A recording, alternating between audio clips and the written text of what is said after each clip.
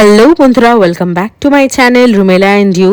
মার্কেটিংয়ে হঠাৎ করে গিয়ে কিছু প্রিয় মানুষদের সাথে দেখা হয়ে যেতেই মনটা একদম খুশিতে আত্মহারা হয়ে গেল। তো কাদের সাথে দেখা হয়েছে? বৈশাখী, নিলয়দা, নীলাদ্রি, সবার সাথে দেখা হয়েছে। কিছু মানুষের সাথে আরও দেখা হয়েছিল, সেগুলো সব। আর বৈশাখীর সাথে দেখা হওয়া মাত্রই ম্যাওয়ের চুলের প্রশংসা করতে না করতেই বৈশাখী কিন্তু এতগুলো ক্লিপের একটা সেট কিন্তু কিনে দিল ম্যাওকে। তার সাথে আমার প্রেগনেন্সির একটা গিফট, ভীষণ সুন্দর হয়েছে গিফটটা। এই ইয়াররিংসটা কিন্তু আমাকে দিয়েছে। আর বৈশাখীকেও আমি একটা ইয়াররিংস দিয়েছি, সেইটা অবশ্য আমার ভিডিও করা হয়নি। অনেকটা এরকম টাইপেরই, বাট ছোট, এখানে যেমন একটা ট্রায়াঙ্গেল আছে, ওর ওখানে একটা বল আছে। নীলাদ্রিকে আর ম্যাওকে নিয়ে গিয়েছিল মিয়ামোড়েতে, সেখানে দুজনকে পেস্ট্রি খাইয়েছে।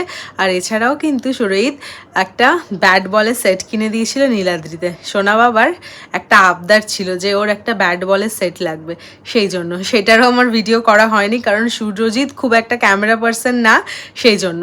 তো বৈশাখী যদি সেগুলো শেয়ার করে, তোমরা সেখানে বৈশাখীর ইয়েতে দেখতে পাবে। বৈশাখী ফেসবুকে সাধারণত শেয়ার করে থেকে থাকে।